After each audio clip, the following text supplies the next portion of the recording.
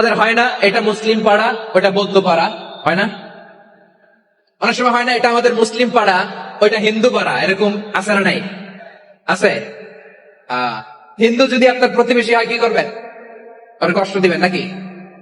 কেন? ও তো হিন্দু, ও তো আমার আল্লাহরে ডাকে না, ওরা কষ্ট দিলে জায়েজ হবে না? খবরদার।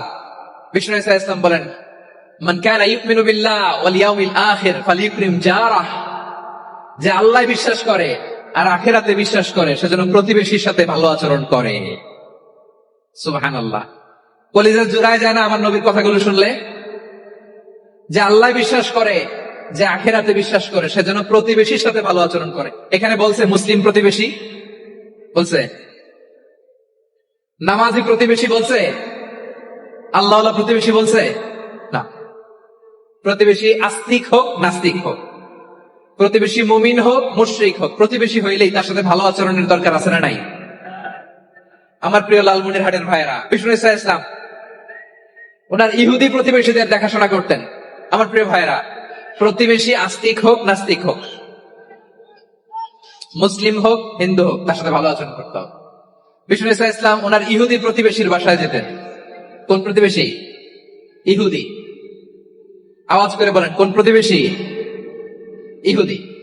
এক ইহুদি কিশোর বিষ্ণু ইসা ইসলামের খেদমত করতে, ইহুদি ছেলে আমার নবীর খেদমত করতো, তারা ছিল নবীর প্রতিবেশী। তো অনেকদিন হয় ইহুদি ছেলেটা আসে না। বিষ্ণু খোঁজ দিলেন, ঘটনা কি? একটা ইহুদি ছেলে না আমার খেদমতে আসতো, ছেলেটা কই? খোঁজ নিয়ে জানলেন ছেলেটা অসুস্থ। বিষ্ণু ইসা ইসলাম ওই ইহুদির বাড়িতে চলে গেলেন ওই ছেলেটাকে দেখা করার জন্য, ভিজিট করার জন্য। সুবহানাল্লাহ পড়বেন না? গেলেন, যে দেখে ইহুদি ছেলেটা মুমূর্ষ, যান যায় যায় ভাব, বিছানায় পড়ে আছে, তার বাবা দাঁড়ানো। বিশ্বনবী তার মাথার পাশে বসলেন, মাথায় হাত বুলিয়ে দিলেন, আর ছেলেটাকে বললেন, আসলিম, হে ইহুদি ছেলে, আসলিম, ইসলাম ধর্ম গ্রহণ করো। তো ছোট্ট ছেলে ভাবে আমরা ইহুদি, এখন ইসলাম ধর্ম গ্রহণ করলে আব্বা যদি বকা দেয়, ফানাযারা ইলা ওয়াজহি আবি, ছেলেটা তার বাবার চেহারার দিকে তাকালো, দেখে আব্বা কি কয়। আব্বা যদি বলে তাইলে ইসলাম ধর্ম গ্রহণ করবে। ইহুদি ছেলেটা তার বাবার দিকে যখন তাকালো, ওর বাবা বলে, আতি আবুল কাসিম, আবুল কাসিম যা বলে তাই করো। আবুল কাসেম হচ্ছে বিষ্ণু ইসা ইসলামের একটা কুনিয়াত, উপনাম। আমার রাসূলের বড় ছেলের নাম ছিল কাসেম। যেমন দেখবেন আমাদের এলাকায় কারো ছেলের বড় ছেলের নাম যদি হয় আব্দুল্লাহ, এরা আব্দুল্লাহর বাপ বলে ডাকে। কারো বড় মেয়ের নাম যদি হয় ফাতেমা, এরা কি ডাকে? ফাতেমার বাপ বলে না? তো বিষ্ণু ইসা ইসলামের বড় ছেলের নাম ছিল কাসেম।